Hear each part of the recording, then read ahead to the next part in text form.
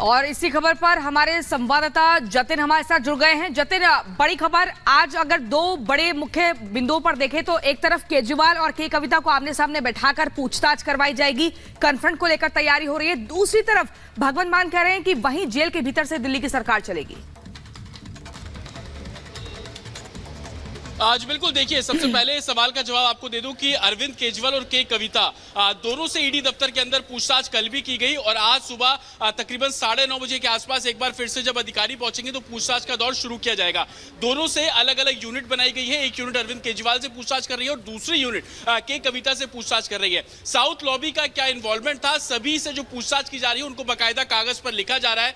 हालांकि ईडी दफ्तर में बैठे अधिकारियों का यह कहना है कि अभी दोनों से सेम सवाल पूछे जा रहे हैं। उनसे पूछा जा रहा है कि किसके जरिए साउथ लॉबी को दिल्ली में एंटर करवाया गया, साथ ही पैसे का जो लेन देन है वो किसके जरिए किया गया। गुची बाबू के जो स्टेटमेंट्स है उसके बारे में पूछताछ की जा रही है और के कविता जो स्टेटमेंट दे रही है और अरविंद केजरीवाल जो स्टेटमेंट दे रहे हैं उसमें जो भी विरोधाभास आएगा उसके बाद दोनों को कन्फ्रंट कराने की भी बात की जा रही है। हालांकि ईडी के अधिकारियों का साफ तौर पर कहना है कि दोनों के स्टेटमेंट को बाकायदा लिखा जा रहा है, लिखने के बाद उन दोनों को पढ़ाया जा रहा है और पढ़ाने के बाद बाकायदा हस्ताक्षर भी उन स्टेटमेंट्स के नीचे कराया जा रहा है ताकि आगे जाकर आप ये ना बोले कि आपको प्रेशराइज किया जा रहा है। और दूसरी सबसे बड़ी बात कि जिन कमरों में पूछताछ की जा रही है वो कमरे सीसीटीवी से लेस है, उन सीसीटीवीज में ऑडियो रिकॉर्डिंग भी है। तो इस तरीके के आरोप जब आम आदमी पार्टी लगाती है कि ऑडियो डिलीट कर दिया गया, सीसीटीवी फुटेज डिलीट कर दिया गया, तो हर छोटी छोटी बारीकियों का ईडी दफ्तर इस पूरे मामले में ध्यान रख रहे हैं। दूसरी तरफ भगवंत मान का साफ तौर पर कहना है कि वो कोर्ट का रुख करेंगे। हालांकि कल वो हाईकोर्ट भी गए थे, जिसके बाद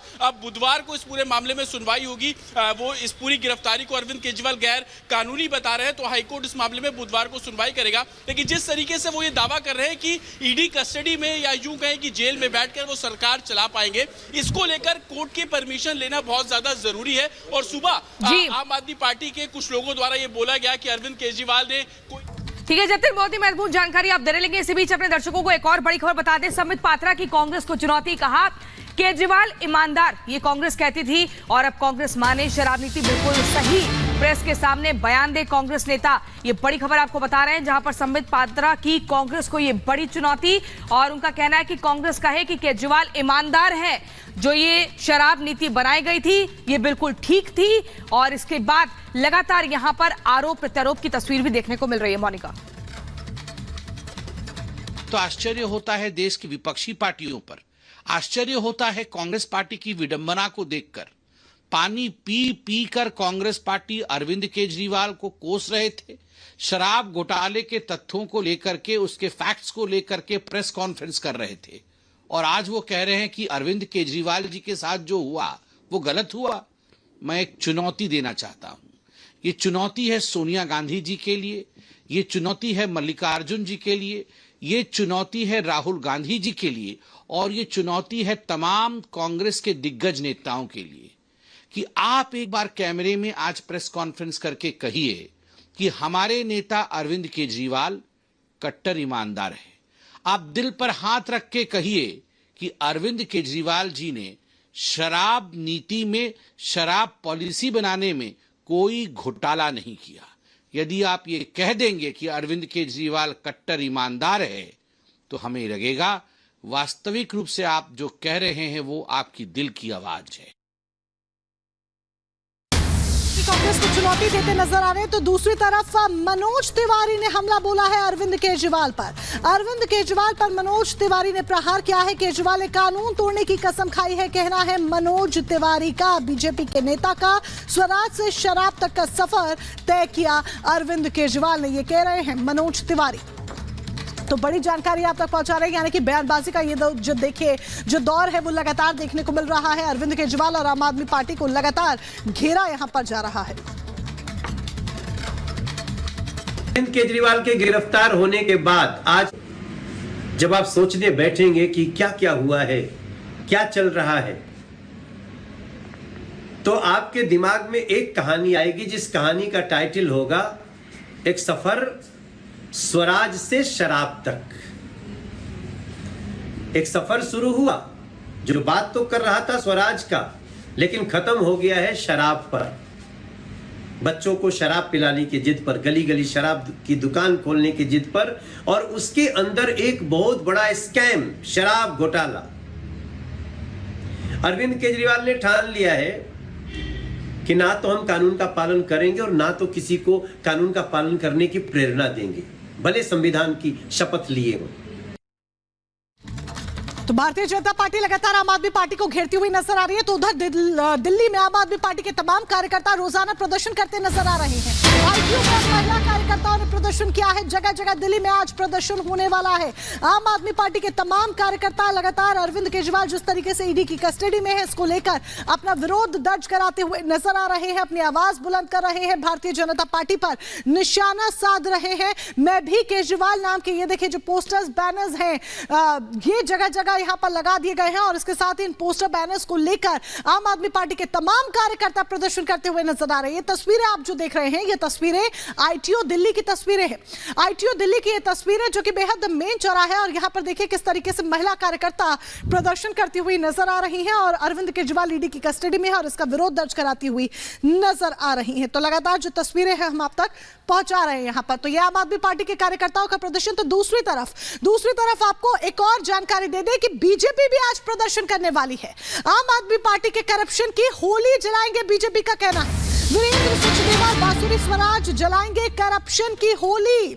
आम आदमी पार्टी के कार्यकर्ताओं की तस्वीर आपने देखी कि वो कैसे विरोध दर्ज करा रहे हैं और यहां पर अब भारतीय जनता पार्टी करप्शन की होली जलाने की बात कर रही है, क्योंकि दिल्ली में जिस तरीके से सबसे बड़ा घोटाला यहां पर सामने आया है, शराब घोटाला, जिसको लेकर दिल्ली के मुख्यमंत्री इस वक्त ईडी की कस्टडी में है। आम आदमी पार्टी के राष्ट्रीय संयोजक अरविंद केजरीवाल, दिल्ली के मुख्यमंत्री अरविंद केजरीवाल इस वक्त ईडी की कस्टडी में है और पहली बार ऐसा हुआ है, पहली बार देश में ऐसा हुआ है जब मुख्यमंत्री के पद पर रहते रहते किसी नेता को गिरफ्तार किया गया हो। ऐसे में बीजेपी आज प्रदर्शन करेगी। करप्शन की बात जिस तरीके से निकलकर सामने आ रही है, आरोप करप्शन के लग रहे हैं कि शराब घोटाले के जरिए, शराब नीति के जरिए घोटाला किया गया है, करप्शन किया है, उसी को लेकर होली जलाने की बात।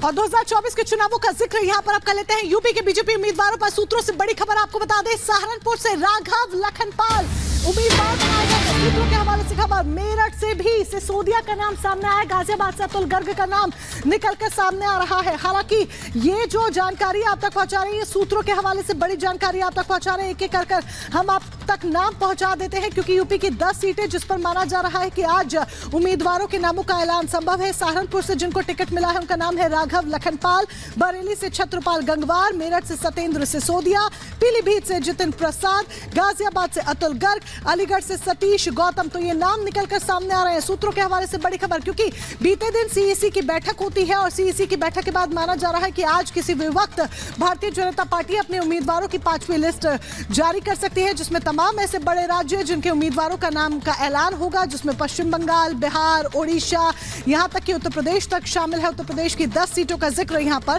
किया जा रहा है। और इसी बीच अब आपको बता दें, बिहार में जेडीयू से इस्तीफा देकर बीमा भारती ने आरजेडी का दामन थाम लिया है और इसी के साथ इंडी गठबंधन में सीटों पर पेंच फंस गया है। पूर्णिया सीट को लेकर बीमा भारती दावा कर रही है, तो वहीं पप्पू यादव भी इसी सीट को लेकर ताल ठोक रहे हैं। आखिर क्या कुछ ही पूरा मामला है, इस रिपोर्ट के जरिए आपको समझाते हैं।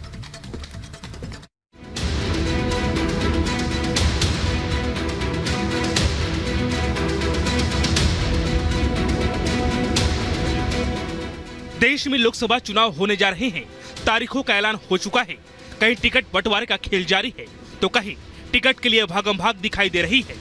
टिकट के लिए रेस ऐसी कि नेताओं का भी दल बदलना शुरू हो गया है। नीतीश कुमार की पार्टी जेडीयू की रुपोली विधायक और पूर्व मंत्री बीमा भारती ने प्राथमिक सदस्यता से इस्तीफा देकर आरजेडी का दामन थाम लिया है और इसी के साथ दावा किया जा रहा है कि वो पूर्णिया सीट से लोकसभा चुनाव लड़ सकती है। पूर्णिया से चुनाव लड़ेंगी आप?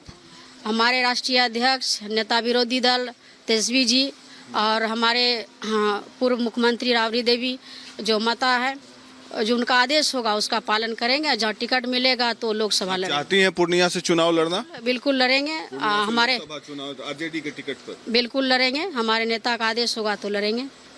तो पूर्णिया से तो पप्पू यादव लड़ना चाहते थे, कांग्रेस पार्टी में विलय कर लिया उन्होंने। अब पार्टी का मामला है, जो हमारे जो नेता है उनका जो आदेश होगा उसका पालन। लालू जी से मिली, क्या कहा लालू जी ने? लालू जी से आशीर्वाद लिए, हम जाकर के मिले और बात किए। मुझे जब मौका मिलेगा पूर्णिया से लोकसभा लड़ने का तो हम निश्चित वहाँ से जीतेंगे।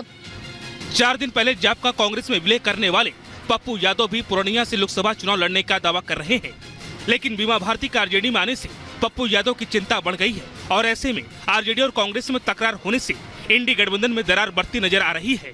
ऐसे में क्या माना जाए, क्या कांग्रेस में जाकर पप्पू यादव फेल हो गए हैं?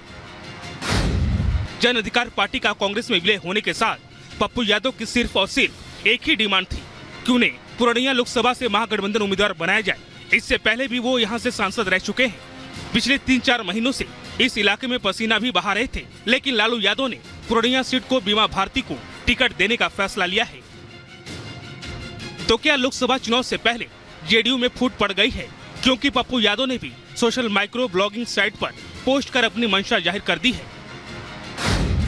पप्पू यादव ने लिखा, मर जाएंगे कांग्रेस नहीं छोड़ेंगे, दुनिया छोड़ देंगे पूर्णिया नहीं छोड़ेंगे। कांग्रेस ने बिहार में अब तक सीट शेयरिंग पर कोई फैसला नहीं लिया है। इधर महागठबंधन में शामिल लेफ्ट और आरजेडी अपने अपने दावे के मुताबिक सिंबल बांटना शुरू कर दिया है। कांग्रेस की ओर से सीनियर लीडर बोलने तक तैयार नहीं है। ऐसे में पप्पू यादव का सियासी भविष्य दांव पर लग गया है। Bureau report, Republic Bharat.